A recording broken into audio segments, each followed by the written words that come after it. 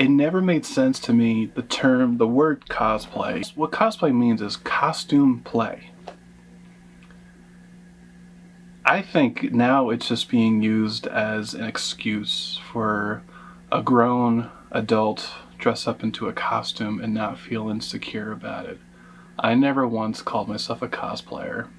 I worked in a Halloween store for years, and the amount of people that came inside that said, "Oh, I need a cosplay of a Grim Reaper." You mean a costume, right? That's what you mean as a costume? Yeah, I'm doing a cosplay for Halloween of a nurse. A costume of a nurse, right? Is that what you mean? And I don't know. I think it's very humorous, actually. It's very hilarious. But I do feel really insecure about using the word cosplay for anything.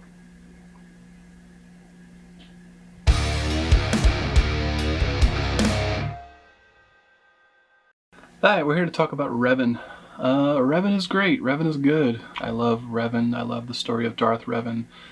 All the way back to the first original KOTOR game from 2003. I remember buying that game the year it came out, and I quickly became obsessed with the lore and the story of Revan and just the era of the Old Republic. It is easily, in my opinion, the best era of Star Wars that's ever been written. Anyways, you're probably already knowing the history and the character of Revan.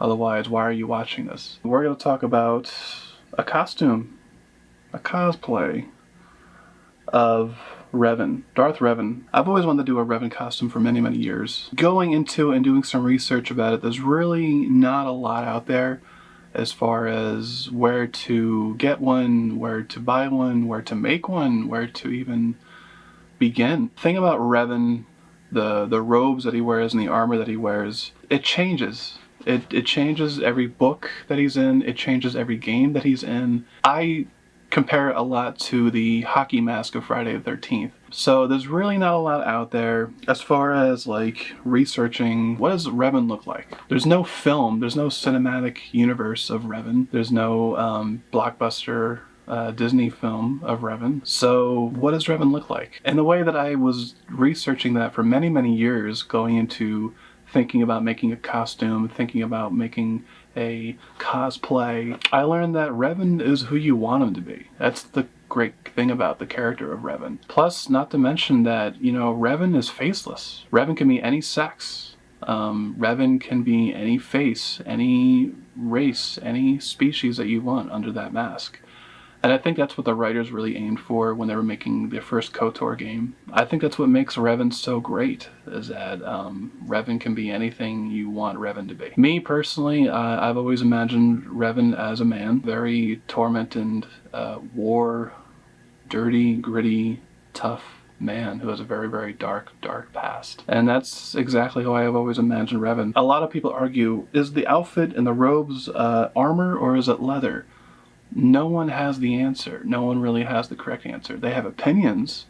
I know a lot of people from the 501st say yay or nay on those opinions. I know a lot of people who are art designers and even the people who worked on the game. It's never a direct, though, influence about what is made of the robes, what is made of the armor. I always had the opinion that the armor was leather. It was just leather based, and it was just a lot of leather work and very medieval based. Ancient England, you know, very old school medieval, very dark times. And that's how I've always imagined the robes of Revan when I've seen it in the games and the comics and in the books and in the art. Never once I've ever had thought of that it's a hard, tough armor like what most people have made the armor out of. So I personally went right into the realms of looking at leather and cloth and actual robes. So once I got that idea of what would I want Revan to look like, what would I pick to have my Revan look like, it was very easy for me to get a path and get an idea, and that really made my head spin about the possibilities of what I can do. Looking into the Revan cosplay community, No one really does the leather side except for the cosplay outfits that you buy basically through Amazon and eBay. And that's exactly what I bought. I bought my costume through Cosplay Sky, I believe it was, from Amazon. It was about 150 bucks. I knew right away it was not going to fit. Coming from overseas, where things tend to be very, very small cut, very, very small and undercut. I am 6'8". I am 300 pounds.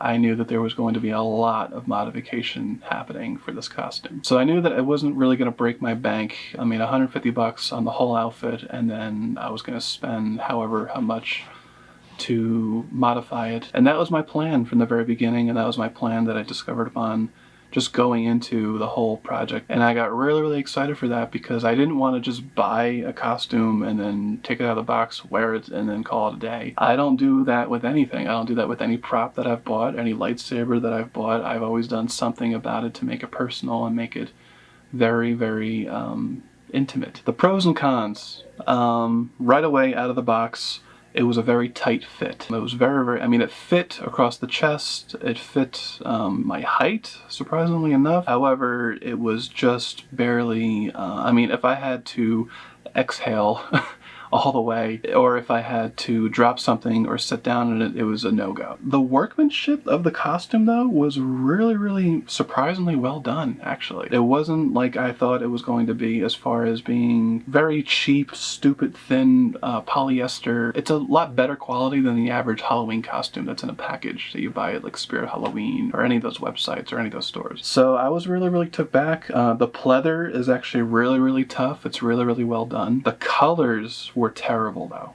The colors of the leather and everything except anything that was not black on the outfit itself was just so off. The brown was just way too bright. The brown on the leather was just way too clean. I knew right away that I had to really scuff that up a lot. Another downfall is that the belt. The belt was really, really poorly thought of and really, really poorly put together. It's just a piece of leather. You know, Revan's belt was just a armored ring with some belt accessories put on the ring itself and then leather belt wrapping up to the chest. But that whole outfit was just buttoned on with some really, really cheap thin pleather and really, really poorly executed, I must say. Other than that though, I mean, the hood was awesome, the cape is awesome. The whole outfit was pretty decent. It was really, really good. I was expecting to do a lot more to make it much better, and actually it really didn't take me much at all. I started this project in April, and I finished the whole thing in the matter of maybe a week or two, just working on it here and there a little bit every night during the very extended quarantine time of being at home. So now I'm going to show you piece by piece of the parts of the whole costume and what I did to them and how they look now. We start with just a pair of pants. This is just a pair of black suit pants. You can get these at Walmart or wherever, a thrift store or wherever. Standard belt, nothing crazy. No one ever sees your legs really wearing this thing because you're covered by this robe and skirt and all this other stuff later on top of it. I did go for dress pants because honestly this is very similar what they used for the prequel films during production. If you noticed, if you've seen shots of Obi-Wan and Anakin, a lot of scenes they're actually just wearing regular business suit pants. The gloves I really, really lucked out on. The pair of gloves that I got here, I found these randomly a long time ago at Target. They're pretty cool. I mean, they're definitely Target brand. And what I did was at the upper palms of the hands, I velcroed the piece of pleather that came with the costume. These can just come right off with Velcro. But these gloves fit me. They're real leather and they are very, very comfortable. And yeah, they're just great leather gloves. So I'm thankful that I've discovered these and stumbled upon them. The arm bands, the arm gauntlets are the same. These are just regular pieces of pleather. They were cut open and they were closed with Velcro to put on your arm. And I got rid of that really, really fast because I have huge baseball bat arms. Basically what I did was I got rid of the Velcro completely and I stitched in some really, really cheap black spandex. So this can slip on my arm and off my arm whenever time I want. And the black actually blends in with the sleeves of the robe, so you don't really see much of the black at all. And they bend and they stretch really, really well with the spandex. And then I repainted over the entire pleather piece with the paint, which I'm going to show you soon. I gave it some age, I gave it some weathering. I like the pleather armbands a lot better than fiberglass or foam or such other things other people have used, just because, I don't know, I think it shines better, I think it looks better as more uniform, especially with the pair of gloves attached to them. I just think they look exactly how I would think they would look. This is the dress part. What a lot of people make fun of, what Revan is wearing underneath. Basically, this is just like a black, almost like a priest outfit. It's a very, very, very long dress cut for men. Long sleeve, has a zipper in the back. The only thing I changed about this, I kept it exactly the same, but the skirt part, I actually split in half. That way I can sit down wearing it, and that way I can walk and even run in it if I wanted to. And if you noticed a lot of art and a lot of pictures of Revan, he has that cut down the center of the legs. The next part is the cape. It's really, really well done, actually. The cape is really, really good polyester. It's really thick. It's very, very heavy. I like the way that it was sewn, the way that it's kind of droopy with these lines. It's very uniform-like. The only thing I changed about this was that this was traditionally like a Dracula cape where it tied around your neck. That just doesn't work as Revan. Revan doesn't wear a Dracula cape. He wears this cape basically behind him. So I had added this very, very long extended belt. I sewed this onto the tip of the cape where the neck goes, and this belt is just a cheap belt you get at Walmart for $2, and it has the camping clips right into it. And basically the way that this goes on, flip it around like this, as if like traditionally you would wear it around your neck like this. However, the way to wear the Revan cape is that you clip it behind your back. So you take the two straps right here, and then you go behind your back, under your arms, and you clip it back there. That way the cape droops over your shoulders. Kind of an old trick that I learned off of YouTube. A lot of Renaissance fair gatherers and stuff like that, they have a lot of great tricks and tips about how to do stuff like that, and it nailed the look perfectly. The next piece is just a black cloth. This goes on the ring that sits on the belt. I didn't do a thing to this. It has Velcro on each side that clips onto the ring itself, and it goes around your back, clips onto the other side of the ring. That's it. And then the main course, the chest piece. This is the chest piece. So it's all pleather. The ring and these parts were actually custom made for me by an Etsy seller, which I will put his name in somewhere right now because I forgot his name. The leather I bought, and the rings actually, the rings and the leather I bought at Michael's craft store. But the chest piece is very, very well done. I just repainted it. This main black centerpiece I completely redid. I just was, you know, I'm 6'8". I'm way too tall for most package costumes that you would buy. So I removed that piece and I made a whole brand new piece. I extended it taller. I think it worked great. The bottom red cloth, this was just held on by string that ties around your waist. However, I sewed it to the bottom of the chest piece. That way it's always in the center, it's always inlined, and it looks perfect every single time. The hood was really, really big. The hood is awesomely huge. This was just put on by Velcro, I believe. It was just held on by Velcro. Velcro just did not cut it, so I cut off the Velcro, I unstitched it and removed it. I also unstitched, there's little stitchings that they put on the ends of the hood. Once I got rid of the little stitches that kind of clumped it all together that go onto the Velcro, the hood got even bigger and even more baggier, which you kind of want. You want a really, really big baggy hood. I mean, any Jedi robe that you would wear has the biggest hood that you can ask for in a robe. So I really, really wanted to mimic that. And to replace the fabric, basically, you cannot see it here. This is the right shoulder that sits right here. But the rings I kept, but under the rings is rivets. I just riveted the whole hood to the tips of the whole chest piece. And the way that this works is that when you wear the chest piece and you put the hood over your head, you take the bottom of the hood and you tuck it over your shoulders. And that actually causes a little tension on your shoulders. And that's actually what holds the chest piece up. It keeps it from sliding downward. And it works perfectly. I extended the back to actually wrap around my giant torso a lot better. And I put on new Velcro, a lot of Velcro, because the more Velcro, the safer I feel. There's so much Velcro on here that there's no way in hell this is going to come apart while I'm wearing it. I could be doing a cartwheel or doing a bunch of sit-ups or such, and it's never going to come off me. I also have a long history of learning how to sew Velcro onto fabric or onto leather or such. It never works for me. I just don't have it in me to really know how the proper way of sewing Velcro. So what I did is that I just riveted the hell out of both ends of the Velcro. And this is so much stronger than sewing the Velcro to the fabric. I mean, this is exactly what NASA would do with Velcro on their spacesuits, so I feel much, much better and safer with this. And basically, it's just one giant tearaway.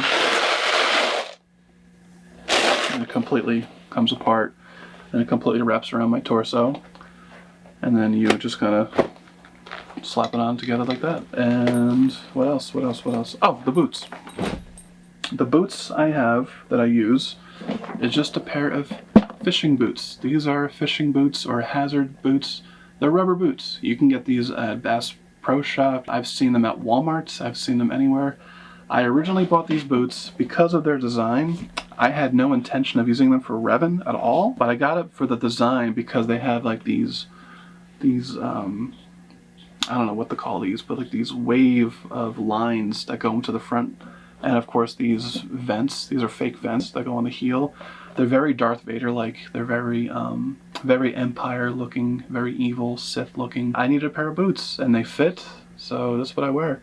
And the only thing I added was the leather strap. If you look up a pair of shoes or boots that Revan has worn that has been seen in comic books or video games or such that Revan would have appeared, you notice that he has a strap right here on the top of his foot. This is the cheap leather belt that I had laying around, and I just riveted it on both sides, and I think it completes the look. Once again, you never see these ever because of the amount of cape and the amount of robes that you wear on top of these things. I am not going to go over the mask at all because I'm doing a whole separate video that should be posted after this, displaying 3 versions of the Revan mask that I have. And I'm going to tell you about the pros and cons of each mask. So if you want to know more about the masks that I wear for my Revan, stay tuned for the next video. One other thing that I wear underneath the entire costume, which I don't have in front of me because it's actually in the wash right now, I wear a compression shirt. It's what athletes wear for training and stuff like that, a compression muscle shirt. The black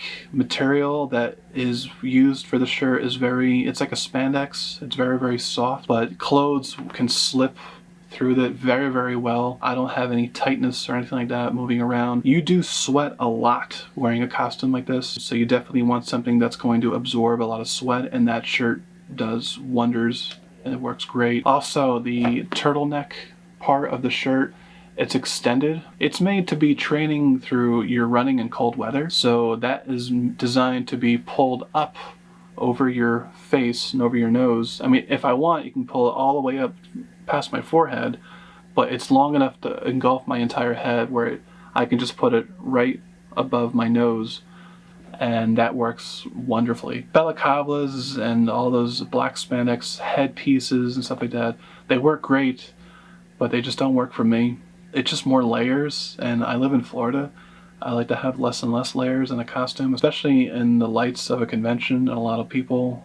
Heat is a big issue, and heat is what you want to avoid. That thing is wonderful because rather than wearing a black spandex piece, it's like an extended turtleneck, so you slip it on by pulling it up over your nose, and you wear the mask, and you wear the hood, and you're completely hidden. None of your skin or anything like that is shown whatsoever. And then when you want to take it off, you undo the hood, take off the mask, and you just pull the turtleneck down below your chin, and you can eat, you can drink, you can do anything you want, and you can talk to people clearly. You're not wearing this giant spandex headpiece. A lot of Stormtroopers wear, a lot of Darth Vader stuff and Kylo Ren stuff. It works great. I just try to avoid that part because of the layers and the overheating that gets involved with that. Also, wearing a compression shirt like that with the extended turtleneck, the way that it sits right here, right below my nose, right below the tip of my nose. So when I breathe, it's not so in your face with the mask, and it's not so up into your eyes and into your forehead. It's being pushed downward into below your chin, below your mouth, and just anywhere downward, especially when you're wearing the Revan mask. You want that because you want to avoid fogging at all costs. And that's it. That's all the pieces of my Revan cosplay. Obviously there's a lightsaber involved, and there's actually that's pretty much it. The work that I put into it and the way that it feels now, I'm very, very proud of it. I'm very, very happy with it. It's way more than what I even expected it to come out as. And I just came in with fun. So I'm going to show you the paint that I used. So this is the fabric paint that I used for everything that's brown on the costume. That's the arm gauntlets, the chest piece, anything that's brown. This is bought on Amazon. I saw a YouTuber use this on some pleather chest pieces and stuff like that. It looked phenomenal. It had that dark look to it. And the way that you put it on with like a paper towel or a sponge, it just gives it that perfect leather aged battle-worn look. This is also used on a lot of Renaissance fair costumes, used for a lot of leather goods and stuff like that. But I got the dark brown acrylic leather paint. Got it on Amazon for about, I don't know, $4. And I barely used maybe a quarter of the bottle to do the entire outfit, that everything is brown. The same technique as my Evil Dead book, where I would just pour some of this onto a paper towel or a sponge, and I just dabbed all around the parts that I wanted to darken as far as the brown leather goes. And that is pretty much it. That's all that I've pretty much done to the costume. There is still more to be done for the costume itself. The rings on the bottom of the chest piece, I really want to redo those. I want to do some more leather work to them probably. The cape and the bottom of the skirt pieces, I want to tear them up and rip them apart. I am going for more of the Darth Revan look rather than the Jedi Revan, obviously. I think it would make the whole outfit a way better if we just kind of ripped up some pieces, ripped up the cape a little bit. Really show that he's been through some really extreme battle and extreme fighting going on. But other than that, I mean, that's it. I mean, I'm really happy with the whole costume. I'm really happy with the whole outfit. I think if you're going into doing a Revan cosplay or costume, this is definitely the way to go, because really going into the research of doing Revan and wanting to do a Revan costume and seeing what everyone else has done, either they bought the Amazon costume and they wore it stock, or they have spent almost, $2,000 on the fiberglass armor that's available elsewhere on some other websites. I'm cheap. So the best option that I came up with was to buy that really cheap $150 costume that you see on Amazon and eBay, and then play with it, tear it apart, take it apart, repaint it, redo it, put it together, and trust me, you are going to have something that you are going to be so happy and so proud of. And to me, this is what Revan looks like. This is how Revan appears, in my opinion, when I play KOTOR or when I play Old Republic Online. Is this 501st approved? Absolutely not. Absolutely not. This would never ever get approved by the 501st. I have a lot of friends who are members of the 501st. I know a lot of people who are involved with them. I think what they do is phenomenal. I think what they do is amazing for the charities that they get involved with, for getting involved directly, personally from Disney. I am very jealous of my friends who are in the 501st. I wish I was a part of the 501st as Revan or any other character that you could imagine. I just don't care for their audition system.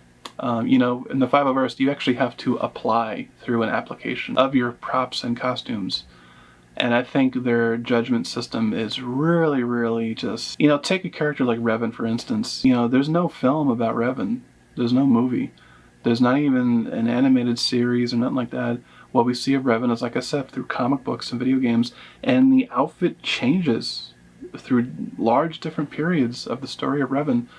So for them to have a list of rules and a list of guidelines of how to do the perfect Revan cosplay, I think it's just a little much. Like I said, I have really good friends of mine who were in the 501st, and they love what I did with this thing, and in their opinion, they say, this thing is awesome. Like, if you saw this at a convention, or if you saw this anywhere else, they would never to think that this is one of those cheapo cosplay outfits that you bought from eBay or Amazon. However, there's a lot of members of the 501st who I've met and I've seen online who are very, very critical, and they will rip this thing apart and they will hate this thing forever. So in my opinion, if you like it and you're happy with it, nothing else should matter.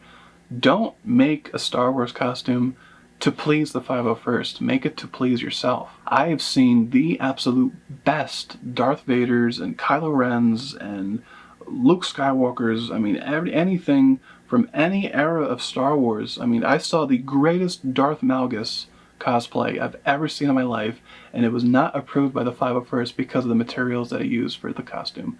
So I disagree largely of the 501st about their judgment system and their application system, when in reality, it's not about them, it's about you. What do you want to dress up as? How do you want it to look like? If you want to wear a damn rubber mask that you bought on eBay for $14 of Jar Jar Banks and a leather jacket and call yourself Jar Jar Banks, do it. I don't care. As long as you're having a good time, that's all that matters. And that's all that should matter. So definitely go by your own judgment and your own opinion about how things should look to you. And trust me, you will be so thrilled and so happy. I mean, I've been wanting to do this for many, many years of my life, since I was a kid, and I absolutely love it. I'm obsessed with the character of Darth Revan, and now I can actually dress up as Darth Revan for costume parties or conventions or shows, and I'm having an absolute blast with it. So if anything takes you away from that, then you're not really doing it right. But that's it. That is my Darth Revan cosplay, costume, whatever you want to call it. I don't know. I dress up as Revan. That's all I can really say. It goes to show that you can buy the worst opinion costume online and you can change it for yourself. The effort that I put into this thing is very, very minimum. Anyone who has any skills of cutting something or gluing something or anything can easily do this. I mean, even the painting, you don't have to be clean. It doesn't have to be clean brush strokes to do any of that stuff. Definitely give it a shot. It's always worth a shot, and have fun with it, because that's what all that matters. That's what I try to explain in all the videos that I've done so far about making something and putting something together that's of yourself. And trust me, you will be so happy and so pleased. It's worth the shot. So, but thank you for watching, and hope you enjoyed this little video of my own Darth Revan costume, cosplay, whatever the hell you want to call it. I don't care. It's just a costume in my opinion. Hope you enjoy it. Bye.